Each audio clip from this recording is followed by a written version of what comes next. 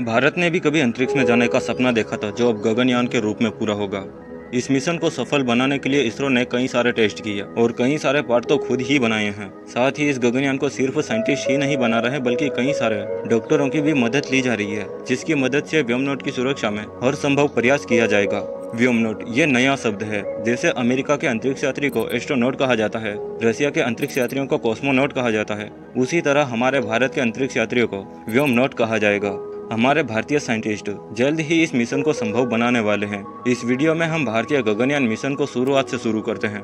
20वीं सदी से पहले ऐसे रॉकेट विकसित किए गए जो गुरुत्वाकर्षण बल पार करते हुए पृथ्वी की कक्षा यानी कि अंतरिक्ष में जा सकते थे, जिससे अंतरिक्ष में खोज करना वास्तविक बन गया। और 4 अक्टूबर 1957 को सोवियत संघ ने पहला सैटेलाइट पुस्तनिक 1 को स्पेस में पहुंचा दिया, जिसके 4 साल बाद 12 अप्रैल 1961 को रूसी लेफ्टिनेंट यूरी गागरिन को वोस्तोक 1 में पृथ्वी से 327 किलोमीटर की ऊंचाई पर 108 मिनट के लिए पहुंचाकर विश्व का पहला इंसान बना दिया, जो कि अंतरिक्ष में जा चुका था। जिसके बाद 1961 में अमेरिका ने भी अपना अंतरिक्ष यात्री को अंतरिक्ष में भेज दिया। यहाँ पर अमेरिका अंतरिक्ष में दूसरे स्थान पर था, इसलिए उसने चांद का सफर शुरू कर दिया और 20 जुलाई 1969 को अंतरिक्ष यात्री नील आर्मस्ट्रांग को चंद्रमा की सतह पर सुरक्षित उतार दिया। इन दोनों के पीछे पीछे चीन ने भी 2003 में अंतरिक्ष यात्री स्पेस में पहुंचा दिया था। इन देशों के तो कई सारे अंतरिक्ष यात्री जा चुके हैं अंतरिक्ष में।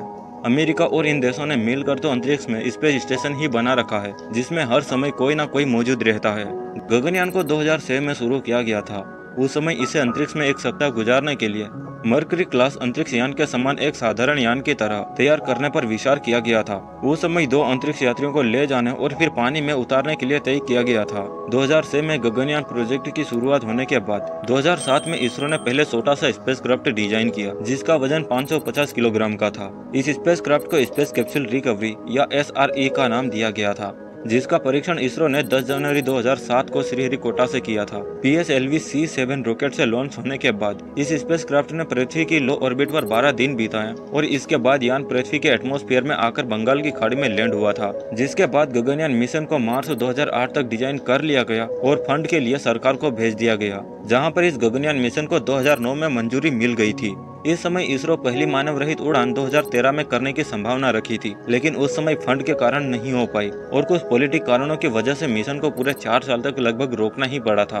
उसके बाद फरवरी 2014 में सरकार द्वारा फिर से शुरू का बजट बढ़ाया गया और 10,000 करोड़ रुपए कर दिया गया। साथ ही ज्यादा परमिशन के साथ मिशन को हरी झंडी भी मिल गई थी। फिर हिंदुस्तान एरोनॉटिक लिमिटेड द्वारा निर्मित इसके क्रू मॉड्यूल ने 18 दिसंबर 2014 को अपना पहला मानव रहित प्रयोग किया था। उसी दिन की सुबह LVM-3 अपनी पहली उड़ान में 3775 किलोग्राम के एक क्रू मॉड्यूल को 126 किलोमीटर की ऊंचाई पर ले गया था और उस दिन भारतीय तटरक्षक बल ने सतीश धवन स्पेस सेंटर सार से लगभग 1600 किलोमीटर दूर बंगाल की खाड़ी के समुद्र में क्रू मॉड्यूल को लैंड करवाया था। अंतरिक्ष में इस मिशन को थ्रस्टर की मदद से धरती की तरफ किया गया था और क्रू मॉड्यूल को निश्चित स्थान पर आसानी से उतारने के लिए पैराशूट का उपयोग किया गया था। बाद में गगनयान की आवश्यकताओं को देखते हुए इस स्पेसक्राफ्ट का बजट भारतीय मौजूदा सरकार ने 2019 में लगभग 1.1 बिलियन डॉलर, जो पहले सरकार ने स्वीकार किया था, उसे बढ़ाकर 2.32 बिलियन डॉलर कर दिया है। इसी में 1 चालक दल और 2 बिना चालक दल वाली उड़ानें भी थी और 2019 में ही इस मिशन की घोषणा कर दी गई थी, जिसका लक्ष्य 2022 तक भारतीय अंतरिक्ष यात्रियों को अंतरिक्ष में भेजना था। लेकिन 20 में कोविड के कारण इस मिशन में देरी हो गई थी। इसके साथ ही अंतरिक्ष में व्योमनौट को जीवित रखने के लिए आवश्यक उपकरणों को भारत में ही विकसित किया गया था, जिससे थोड़ा अधिक समय लग चुका है। लेकिन अब भारत का लक्ष्य है 2035 तक भारतीय अंतरिक्ष स्टेशन स्थापित करना और साथ ही 2040 तक चंद्रमा पर एक भारतीय चालक दल विमान भेजना है, जिसमें गगनयान मिशन की ही तकनीकें काम आएगी। इसरो के सबसे बड़े स्पेस मिशन गगनयान की पहली उड़ान बिना जीव के नहीं होने वाली है और इस मिशन में इंसान नहीं जाएंगे, लेकिन इसमें 20 कंटेनर में मक्खियां और फल भरकर भेजा जाएगा। ये वही मक्खियां हैं जो हम आमतौर पर फलों और सब्जियों पर बैठते देखते हैं। इससे स्पेस की यात्रा करने वाले व्योमनौट को होने वाली किडनी स्टोन की स्टडी की जा सकेगी। असल में मक्खियों में 77% जीन्स ऐसे होते हैं जो इंसान की बीमारियों की वजह बनते हैं।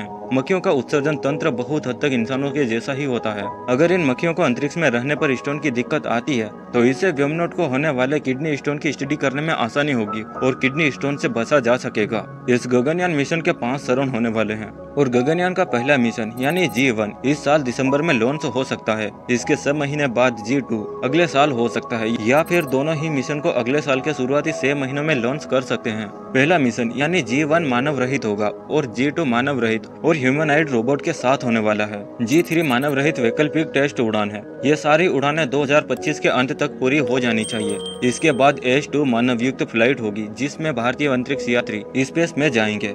ये मिशन 1 दिन का होगा और ये मिशन 2025 या 2026 तक पूरा हो जाना चाहिए। दूसरी फ्लाइट H2 मानव युक्त होगी, इसमें भी व्योमनॉट होंगे और यह मिशन 3 दिन का होने वाला है। इसका समय अभी तक तय नहीं हुआ है कि यह कब तक लॉन्च हो सकेगा। इसके बाद गगनयान का G4 फ्लाइट होगा जिसमें गगनयान कैप्सूल में सामान रखकर उसे इंटरनेशनल स्पेस स्टेशन में भेजा जाएगा। ये उड़ान 2026 से 2030 के बीच होने वाली है और जो G5 कार्गो उड़ान होगी वो भारतीय अंतरिक्ष स्टेशन BSS के लिए होने वाली है। कैप्टन प्रशांत, बालकृष्णन नायर, अजित कृष्णन और अंगद प्रताप तथा विंग कमांडर शुभांशु शुक्ला ये सभी भारतीय वायुसेना में हैं। यही गगनयान मिशन के यात्री भी होने वाले हैं। गगनयान 2 हिस्सों से मिलकर बना है। इसका एक हिस्सा सर्विस मॉड्यूल कहलाता है तो दूसरा हिस्सा क्रू मॉड्यूल कहलाता है। इसके साथ ही सर्विस मॉड्यूल में हर तरह की सुविधा मौजूद रहने वाली है, जैसे कि कम्युनिकेशन और आवश्यक सर्विस, और दूसरी और क्रू मेंबर और दूसरी आवश्यक चीजें रहने वाली है। 2007 में कैप्सूल रिकवरी एक्सपेरिमेंट के बाद 2014 में इसरो ने इसी कड़ी में new model atmosphere entry experiment, जिसे KR भी कहते हैं, उसको अंजाम दिया था। इस एक्सपेरिमेंट के तहत वैज्ञानिकों को क्रू मॉड्यूल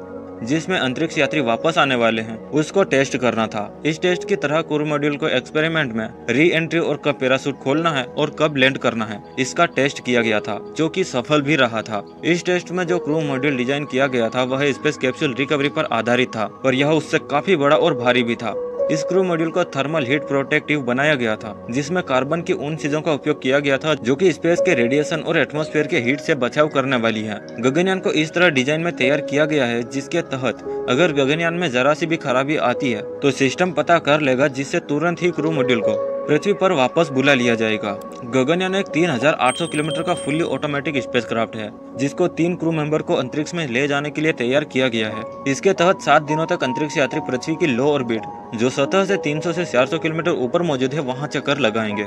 जब गगनयान को श्रीहरिकोटा से अंतरिक्ष में ले जाने वाले GSLV Mark 3 रॉकेट की मदद से लॉन्च किया जाएगा तो लॉन्चिंग के कुछ ही मिनट के बाद पृथ्वी की लो ऑर्बिट में पहुंच जाएगा। उम्मीद है यह 5 से 7 दिनों तक वहां पर ऑर्बिट करेगा और यहाँ वैज्ञानिक माइक्रो ग्रेविटी में यानी जीरो ग्रेविटी में कुछ परीक्षण करने वाले हैं, जो कि भविष्य में आने वाले गगनयान मिशन को मदद करने वाले हैं। इसके बाद 7 दिन गुजारने के बाद वापस धरती पर आ जाएंगे। इसके लिए यान के क्रू मॉड्यूल को अलग किया जाएगा, जो कि स्पेस डाउन तकनीक से बंगाल की खाड़ी में लैंड करने वाला है। इस तरह गगनयान को अंतरिक्ष से धरती पर आने में कुल 36 मिनट तक का समय लग सकता है। और इस वीडियो में जो बताई गई जानकारी है वो भविष्य में बदल भी सकती है। हो सकता है कि भविष्य में इसरो कोई अलग प्रकार से मिशन में बदलाव कर दे।